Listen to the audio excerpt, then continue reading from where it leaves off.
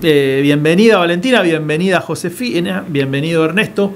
Un gusto que hayan arrancado, que este sea el primero y que haya muchos más y que muchas compañeras y compañeros de ustedes puedan participar de esta movida. ¿Quién quiere arrancar? José, ¿querías arrancar vos tirando un disparador? Contanos. Yo creo que ya dije todo. A ver. No, sí, bueno, primero muchísimas gracias por el espacio, muchísimas gracias por darnos una voz que, si bien entiendo que los jóvenes de vez en cuando podemos encontrar medios, siento que la radio es un lugar ameno para poder charlar y para poder encontrarse, sobre todo en la ciudad de Santa Fe, así que primero muchas gracias por eso. Y segundo, nada, pensé segundo Francia, pero bueno, perdón, un chiste. Nada, con respecto al ajuste que se está viviendo, sobre todo a la población más universitaria, de los terciarios, de todo lo que es la comunidad educativa, es algo que se está profundizando a lo largo de lo que es la gestión de Javier Milei, que es algo que comenzó ya con el gobierno de Mauricio Macri y que fue golpeando poco a poco y cada vez mucho más profundo a toda esta comunidad. Sobre todo, creo yo que uno de los pilares más importantes que está golpeando en la ciudad de Santa Fe puntualmente a los estudiantes de lo que son las distintas universidades que están en esta ciudad es el tema del transporte, el tema de la vivienda. Muchos estudiantes vienen del interior de la provincia y les está costando mucho pagar un alquiler. La cuestión del trabajo también. Es muy difícil estudiar y trabajar, es muy difícil poder cumplir con el plan de estudio de cada carrera si un estudiante tiene que levantarse 6 de la mañana, ir a un trabajo, ir a cursar, volver a estudiar. Así que, bueno, nada, un poco plantear, digamos, esos tópicos cada vez se hace mucho más difícil y no hay una respuesta de parte del gobierno nacional. La verdad que sus políticas van más a golpear que a tratar de solucionar esta situación. Valentina. Sí, por ahí también desde el MNR nosotros nos encargamos de estar, como sé que las otras agrupaciones también, todos los días en nuestra mesita correspondiente brindando un apoyo a los estudiantes que no solamente estudiamos, sino que también somos trabajadores, que también tenemos nuestra vida y cada vez realmente la educación se está volviendo un privilegio, no un derecho. Se golpea cada vez más la educación pública y entendemos que el ataque de Javier Milei no solamente es un ataque presupuestario, sino es también un ataque ideológico. Nosotros desde el MNR creemos que la herramienta de la educación es una herramienta para ascendencia social y creo que eso también se está golpeando. Creemos que hay que también poder dar visibilidad a este tema. Y bueno, obviamente que desde los centros de estudiantes, desde los militantes, podemos apoyar las becas del sistema. Sabemos que la universidad brinda becas, pero la realidad es que cada vez son menos la plata que se nos puede dar, menos la ayuda que la universidad tiene para darnos, porque cada vez es menos el presupuesto. No sé si sabían, pero el INDEC, mostró según datos que hubo una caída real del 26% para el 2025 y esto cada vez es mayor. Y para el 2020... Caída presupuestaria. Caída presupuestaria. O sea, es decir, de cada 10 pesos que las universidades tenían para sostener el todo, ahora tienen 7,50.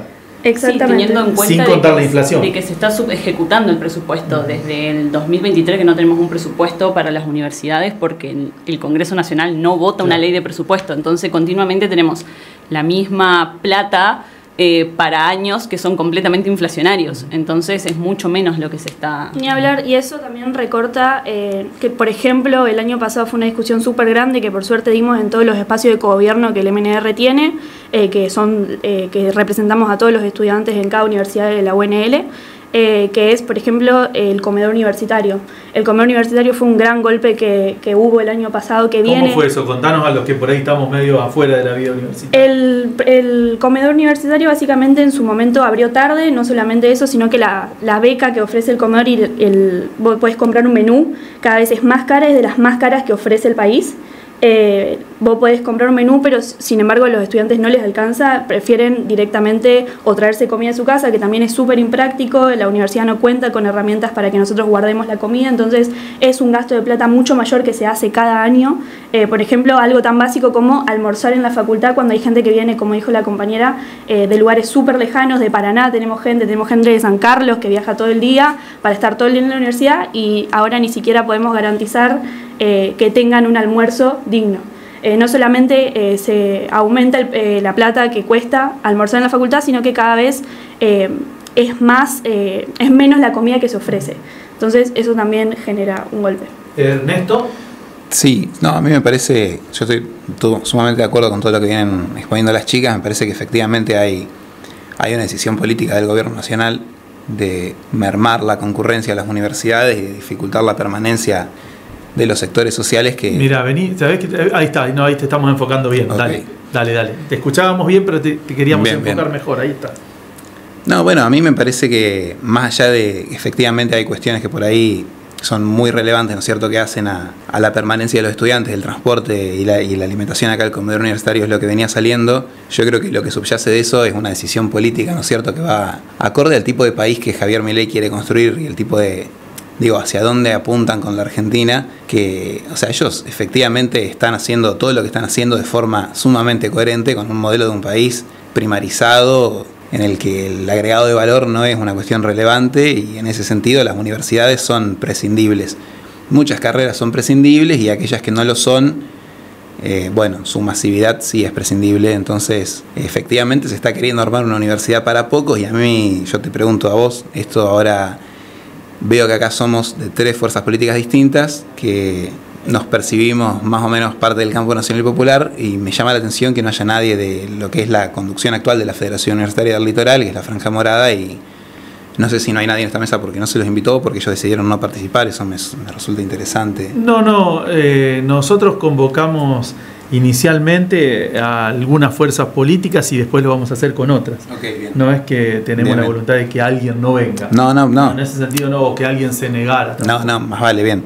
No, yo por eso, porque puede ser que a ellos no les haya parecido importante estar o no, lo desconozco, pero me parece que es importante porque el año pasado efectivamente la marcha del 23 de abril al 2 de octubre fueron muy masivas y lo fueron en gran medida porque todo el aparato del radicalismo universitario, o sea, del Consejo Interuniversitario Nacional y toda la Franja Morada y la FUA decidieron movilizar. Eso no se está viendo este año. Y creo que es un problema, porque además de lo de la subejecución del presupuesto que nombraba la compañera, eso es una decisión política mucho más local. No lo decide Milei, lo deciden las autoridades de la universidad acá, y lo del comedor universitario también tiene de fondo decisiones que toma la UNL acá. Efectivamente, el comedor universitario de la UNL es el más caro del país, eso está completamente verificado. ¿Cuánto paga un estudiante para comer en el comedor universitario? ¿4.000 o 4.500 pesos? 4.000 pesos. 4.000 pesos. ¿Y en otras provincias ustedes deben tener el dato porque dicen que es más caro acá? No, ni siquiera yéndonos a otras provincias. En Rosario, con tal solo irnos a 1 hora y media, ya la universidad no solamente ofrece almuerzo, sino por 1.400 pesos, sino que también desayuno muy completo, y los estudiantes pueden ir con un tupper a la noche por 1.400 pesos y llevarse la comida a la casa. Claro. Sí, por eso es importante algo que decías vos, Ernesto, de no solo la política nacional que se está bajando con el gobierno de Javier Milei, sino qué dirección le quiere dar la UNL a la universidad, qué proyecto de universidad ellos tienen, que es algo que es bastante para preguntarnos, para repreguntarnos y para debatir, que es algo que estaría bueno que ellos estén abiertos a debatir qué tipo de universidad quieren, porque teniendo un comedor universitario que vale 4.000 pesos, no sabiendo qué concesión es, por qué esa concesión, si se abren licitaciones, si tal vez podría haber una empresa que brinde un comedor un poco más barato. Se han cerrado comedores universitarios, antes estaba en la Facultad de Ciencias Económicas, ese comedor se cerró, ahora solamente tenemos el de las Ciencias Jurídicas y el del Pozo. Entonces eso también le restringe al estudiante poder acceder a la comida del comedor. Y estaría bueno poder repensarse qué tipo de universidad queremos, sobre todo en la UNL. Bueno, somos acá todos estudiantes de la UNL, sí, pero repensarnos qué tipo de universidad queremos, qué faro tienen ellos con respecto a qué universidad quieren, qué tipo de estudiantes quieren que vayan a la universidad, porque entendamos que la universidad se volvió gratuita gracias a un decreto de Perón para que los hijos de los obreros puedan acceder a la universidad. Hoy los hijos de los obreros pueden acceder a la universidad, pueden generar la permanencia en la universidad. Me parece que es algo que tenemos que debatirlo con la universidad y bueno, generar políticas que sean dispuestas a la permanencia. Es cierto también, estaba pensando mientras ustedes hablaban de la universidad, de la conducción, que no sucede a lo mejor en otras ciudades como sí sucede en Santa Fe, que ese descontento que expresa el estudiantado y que ustedes lo expresan con tanta claridad, después no se condice con lo electoral, porque también es verdad que la conducción de la universidad desde unos buenos años a esta parte va asignando el pulso político de la ciudad. ¿Por qué creen que pasa eso ustedes? Sí, a mí me parece que otra anomalía en relación a eso que tiene la ciudad de Santa Fe, digo, a nivel político universitaria, es el grado de hegemonía que tiene el grupo, que tiene la Franja Morada. Me ejemplifico, ¿no es cierto? Rosario, está a 1.500 o 1.700 pesos el comedor universitario, como decía acá la compañera, pero la Universidad Nacional de Rosario, si bien es conducida por el radicalismo, ¿no es cierto? Bartolacci, el rector, es radical. Hay unidades académicas conducidas por el socialismo, hay unidades académicas conducidas por el peronismo, hay unidades académicas conducidas por otras fuerzas políticas, y eso mantiene cierta heterogeneidad y, de cierta forma, la discusión existe. Yo creo que la UNL no discute hace mucho hacia dónde quiere ir o eso, qué tipo de universidad, ¿no es cierto?, de para quiénes está esa universidad. Hoy, efectivamente, cerrar una de las 3 sedes del comedor es un problema muy importante, pero más allá de eso hay un montón de trabas anteriores. O sea, no sé, si me ocurre, efectivamente los filtros en el ingreso siguen existiendo en la UNL, o sea, son reales. Hay cursos de ingreso que son vinculantes y que si no los aprobás no podés cursar las materias de primer año, ni hablar medicina, ¿no es cierto?, pero en otras facultades, en mi facultad, por ejemplo, lo hay. Transporte, o sea, el tema del transporte, yo digo, para que también tratemos de pensar que se puede resolver cosas cuando manejás todo lo que maneja acá la UNL. Es tan loco pensar una línea de colectivo propia de la universidad que haga el recorrido Boulevard de la Punta a la ciudad universitaria. A mí me parece que es algo factible de acá a unos años, aunque sea, que la universidad se lo podría plantear si le interesara que aquellas personas que con el boleto gratuito de la provincia, que tienen que tomarse 2 o más colectivos para ir a cursar, no lo puedan cubrir, puedan permanecer en la universidad. Eso me parece que son decisiones, ¿no es cierto?, que si no las empezamos a cuestionar y no nos empezamos a organizar un poco más, va a ser muy difícil revertir. ¿Vale? Sí, yo agrego ahí que desde el MNR nosotros el año pasado trabajamos con la empresa Fluviales para que pueda haber, por ejemplo, más entrada de colectivos a Ciudad Universitaria, porque es también una demanda muy grande la que hacen las personas de Paraná venir a nuestra ciudad universitaria. Hablo específicamente del Pozo.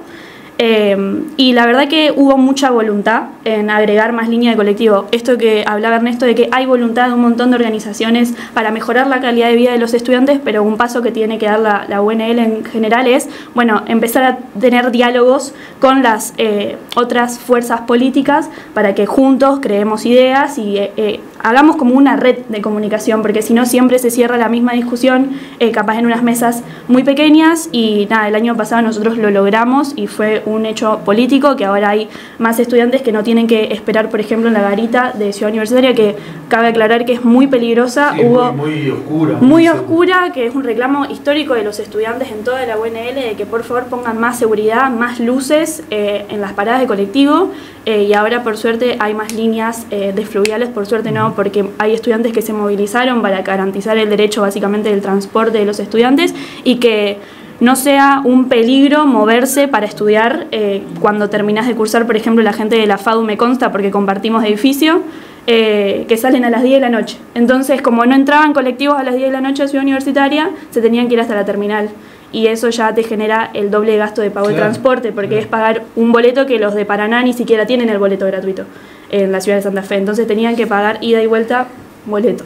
Si ustedes se engancharon, perdón, José, dale, decime. Para cerrar la idea del transporte, también la cuestión de los estudiantes que viven en el este o en el oeste de la ciudad. No hay líneas de colectivos o en el norte que los lleven hacia el centro, o tienen que tomarse 2 colectivos para poder llegar al Pozo, digamos. Es como complejo también poder llegar a la universidad estando en la misma ciudad de Santa Fe, porque la línea de colectivos es muy deficiente. Claro, no es un lugar cómodo si no hay buen servicio de transporte público. Sí, yo creo que en relación a eso, no es casualidad tampoco dónde se ubican las unidades académicas de la UNL, ¿no es cierto?, que están todas de Boulevard para el norte, o de Cándido Pujato para el sur, perdón.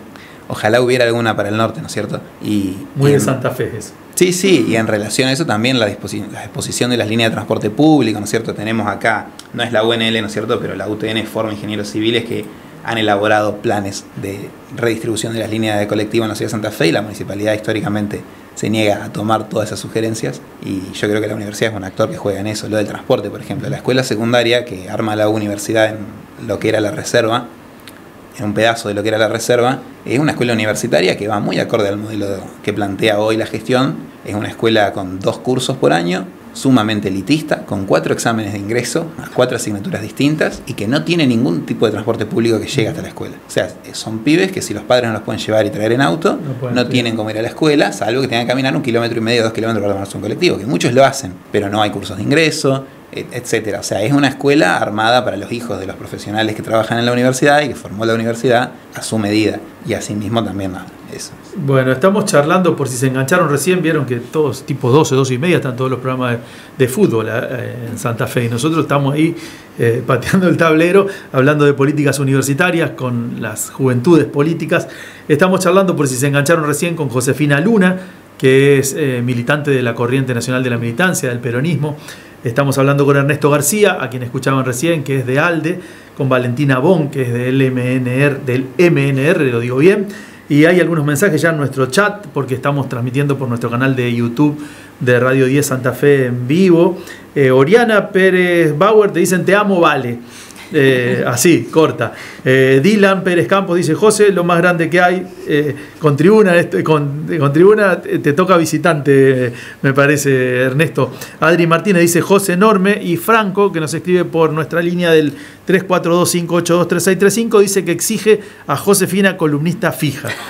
Ya no están apretando, che. Sí.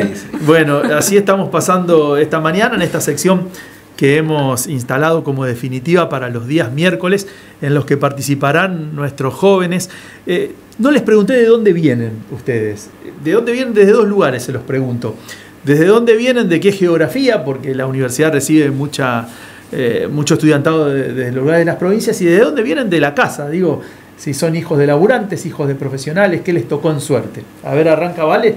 Bueno, yo fui nacida y criada en la ciudad de Santa Fe, soy de acá, y por suerte mi familia, mis padres, son la primera generación de universitarios recibidos de toda mi familia, que fue un logro también. Ellos me incitaron a que yo siga el camino universitario. Obviamente sé que no es una posibilidad para muchas personas, y nada, yo actualmente, como ya dijiste, estoy en la universidad, la Facultad de Humanidades y Ciencias. Mis padres son contadores, debo decir, así que... Te fuiste para otro lado. Me fui para otro lado completamente, pero bueno, las discusiones ahí también se hacen mucho más ricas. ¿Ernesto? Sí, yo también soy de acá, de la ciudad de Santa Fe, nacido y criado a 10 cuadras de Boulevard, así que nada, una situación bastante privilegiada la mía. Yo, si bien estudié primario, secundario y ahora en la universidad dentro del sistema público educativo, yo hice el secundario en la industrial, así que yo estoy vinculado al mundo UNL hace 8 o 9 años, así que conozco un poco de cómo se maneja todo. Sí, soy de acá de Santa Fe también, y no soy primera generación de universitarios por el lado materno, pero sí por el lado paterno. O sea, por el lado paterno, de hecho, mis 2 abuelos tenían... Bueno, uno no tenía el secundario hecho ni siquiera, la otra sí. Y por el lado materno sí, ya soy segunda o tercera generación, me parece. Ahí va, José. Bueno, yo soy de la ciudad de Tostado, que es a 350 kilómetros de la ciudad de Santa Fe para el norte. Soy hija de laburantes, también mis padres son docentes ya jubilados, ambos. Y la verdad que... yo siempre lo resalto siempre que puedo. Mis padres han hecho un esfuerzo gigantesco para que yo pueda estar viviendo hoy acá en la ciudad de Santa Fe, porque como lo mencionaba al principio, es muy difícil alquilar. La verdad que tenés que hacer un pacto con el diablo para que te den un contrato de alquiler, porque los requisitos son inalcanzables. Y algo que quiero resaltar de mis padres y de su voluntad para hacer que sus hijos sean profesionales y estudien. Mis padres tienen 7 hijos, o sea, yo tengo 6 hermanos. De los cuales 5 vivimos actualmente en Santa Fe, bancados por mis padres. Ya uno se recibió, es médico, el otro es abogado. pero hicieron un gran esfuerzo y bueno, nosotros estamos acá haciendo lo nuestro, estudiando ya por recibirnos. Y nada, y quería resaltar el gran esfuerzo que hacen 2 personas que fueron laburantes, que siguen siendo laburantes porque son jubilados, pero obviamente no alcanza. Son jubilados de la provincia de Santa Fe, las jubilaciones hoy no alcanzan. Y bueno, tienen sus otros laburos y con eso hacen el gran esfuerzo para que yo pueda estar acá en la ciudad de Santa Fe cursando mis últimas materias para poder recibirme. Así que nada, les mando un beso. Bueno, seguro que están viendo, ya han seguro tocado, están ¿no? escuchando. Bueno, Ese tema de los alquileres es súper importante. Dale, entonces ahora vamos a eso. Te leo unos mensajitos más. Sí, Muy buen debate que se repita, dice otro. Tremenda Valentina, dicen, no sé si lo dicen en qué, para bien, para mal. Grande Vale, tremenda militante del Movimiento Nacional Reformista. Espectacular los pibes, excelente este segmento del programa. Dicen, dale José, genia. Bueno, todos nuestros oyentes. A ver, acá tengo uno más. Victoria dice, me llama la atención el empeño que le pone la UNL a la estadía de los estudiantes extranjeros cuando podría priorizar becas o residencias para estudiantes de la provincia o de las provincias vecinas. Victoria sigue diciendo, gastan mucha guita internacional y a los estudiantes de acá los ayudan muy poco. ¿Qué tema? Las escuelas preuniversitarias, muy elitista todo. Eso es el mensaje de Victoria. Cumplimos con todos, decías. Sí, vale. no, esto que capaz Josefina me puede ayudar también en esto de que los alquileres en Santa Fe son uno de los más caros en todo el país. Y las residencias de la UNL se quedaron chicas para la cantidad de demanda que hay de los estudiantes. Entonces, nada, también los requisitos para entrar a las residencias, son un montón, entiendo, porque hay muchísima demanda y también es, como decía Ernesto recién, es muy complejo mantenerse en las residencias porque te exigen un nivel de academia que capaz es muy complicado. Creo que era como 2 materias cuatrimestrales, que bueno, también esto sumado a que cada vez es más complicado mantenerse, que cada vez los estudiantes tienen que salir a trabajar, se hace bastante complejo. No sé alrededor de cuánto están los precios de los alquileres. Mira, los alquileres base una habitación están cerca de los 400.000 pesos, 2 habitaciones ya hablas de 500.000, 600.000 pesos. La verdad que es muy complejo, además de que tenés que tener un título de propiedad, 5 garantes con recibo de sueldos que dupliquen el valor del alquiler. Claro. Entonces es muy difícil. Hoy la mayoría de los trabajadores están en la informalidad, no hay recibos de sueldo. No, y pensaba también que para un pibe, una piba que viene del interior, que todavía no conoce lo que es la ciudad, es importante el centro por 2 motivos: la seguridad y también la cuestión del transporte, porque si no terminás gastándote la guita para venir hasta el centro y después tomarte otro, ¿no? Sí, mucha gente no tiene opción y opta por viajar todos los días, aproximadamente 4 horas todos los días para venir a estudiar a la universidad. Este año me tocó acompañar a ingresantes que estaban, yo soy, repito, de la Facultad de Humanidades, y me ha tocado muchísima gente que me dice, no conseguí alquiler, entonces no puedo venir a estudiar y no arranqué este año en la universidad. Es una realidad que es un limitante para que haya ingreso en la universidad.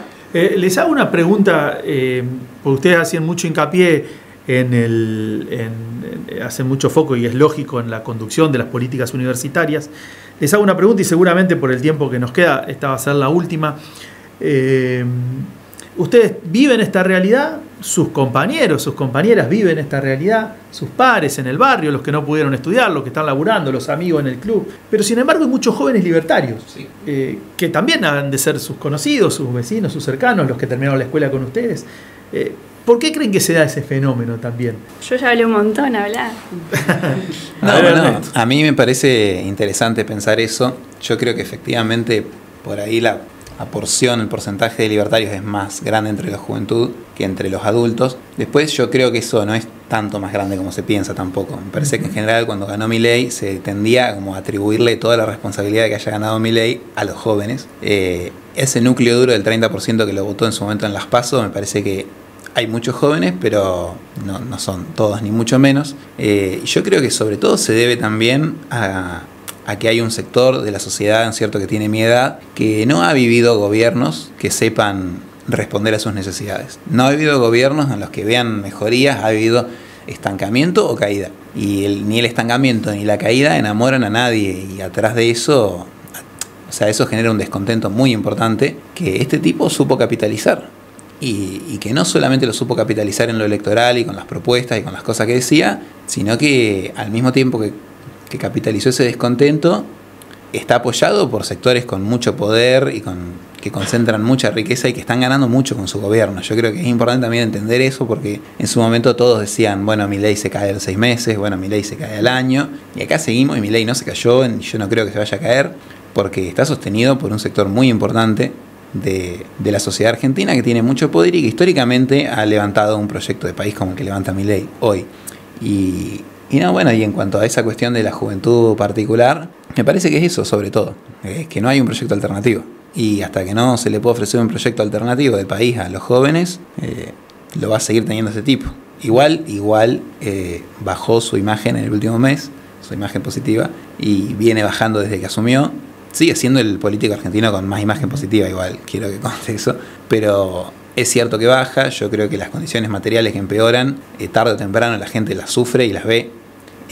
Y después está ahí, ¿no es cierto?, lo que somos más el activo político, está nuestro rol en vincular esa caída en las condiciones materiales con un proyecto político diferente. ¿Vale?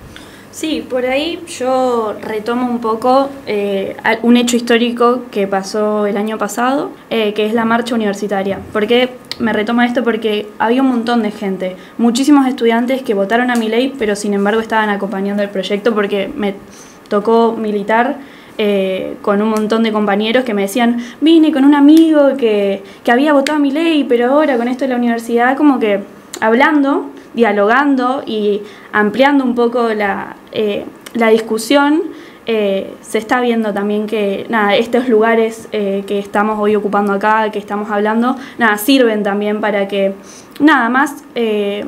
más estudiantes que hoy están en la UNL o más jóvenes también escuchen otra alternativa, que crean que existe otra alternativa de país, que hay gente que todavía cree en la política, que cree en otro proyecto, y que realmente creo que esto, tejiendo redes y redes de diálogo sobre todo, esto de Milei, que hacer entender a la gente que este modelo es súper elitista y que ataca directamente a los estudiantes y que eso.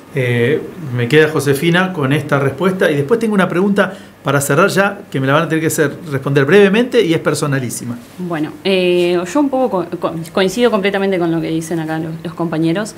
Primero me parece que hace 10 años, este año se van a cumplir 10 años, que no existe en la Argentina un proyecto político que esté destinado a resolverle las necesidades al pueblo argentino. Y esto va en decadencia cada vez, una decadencia cada vez más grande. Por otro lado, hay una gran disociación, me parece a mí, y creo que las redes sociales influyen bastante en eso, en desconectar la realidad que vive uno con lo que se muestra, digamos. Eso también afecta un montón. Yo creo que Javier Milei supo capitalizar mucho el tema de las redes sociales y poder instalar discursos bastante falaces o muy banales, pero que lo llevaron a ganar una elección.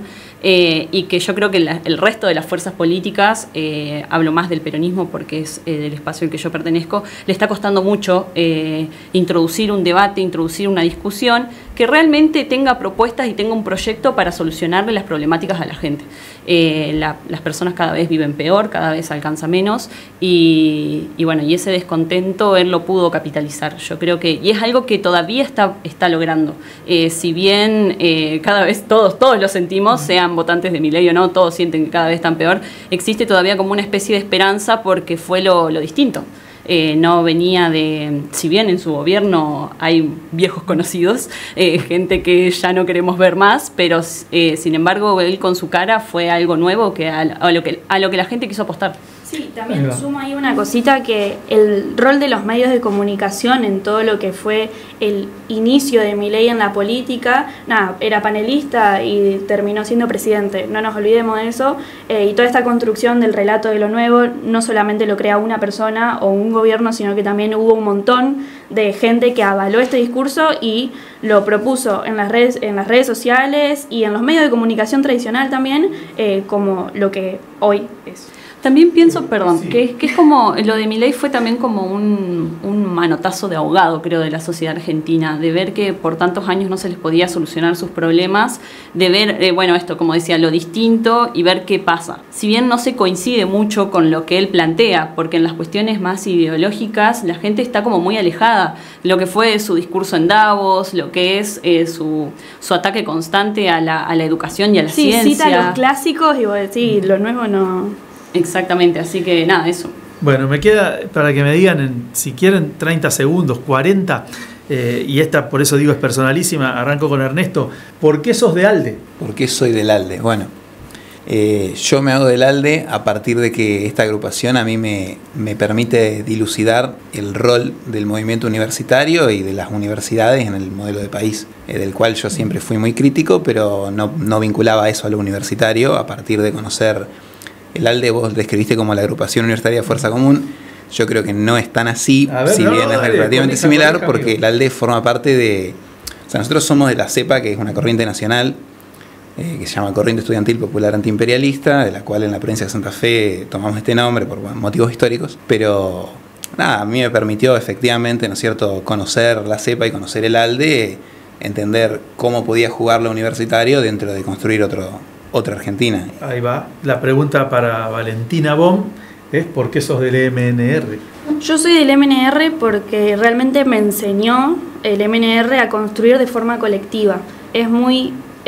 cuando llegas a la universidad estás solo, muchas veces, y a mí me tocó que me acompañaron gente del MNR cuando yo estaba completamente perdida y me enseñaron a construir no solamente colectivamente, sino herramientas para mi día, en la diaria, y también mis problemas supieron solucionarlos conmigo, me hicieron parte de las soluciones. Y no solamente el nivel de discusiones que hay, también el nivel de querer integrarte en la conversación y hacer parte, hacer una participación real de los estudiantes todo el tiempo es impresionante y súper motivador también. A mí me motiva a querer recibirme, estar en el MNR. Ahí va. Y Josefina Luna, ¿por qué sos peronista? Bueno, yo podría responderte de dos vertientes. Primero, por una cuestión familiar, que me han inculcado los valores del peronismo, pero a la vez estudiando sobre peronismo, militando en una agrupación peronista, uno encuentra la cuestión histórica. El peronismo fue, creo yo, en el siglo... Ay, ya me voy a perder con los siglos, pero bueno, en el siglo XX... el primer espacio político de la Argentina que supo solucionarle los problemas a los más desprotegidos, que generó políticas de trabajo, de seguridad social, de salud, que siguen siendo hoy un faro muy importante para los derechos de los trabajadores, y es algo que yo defiendo, que lucho cada día para que los derechos de los trabajadores puedan fortalecerse, que defendió la industria nacional, que defendió la soberanía nacional y que lo sigue haciendo. Yo creo que por eso soy peronista. Josefina Luna, Ernesto García, Valentina Bohm, les agradezco muchísimo que hayan venido aquí. Espero que hayan pasado tan bien como lo pasamos nosotros y que lo podamos repetir, sea con ustedes, sea con otras compañeras y otros compañeros. Este espacio se abre para todos los días miércoles y en todo caso que sea un granito para la construcción que ustedes están llevando adelante. Muchas gracias.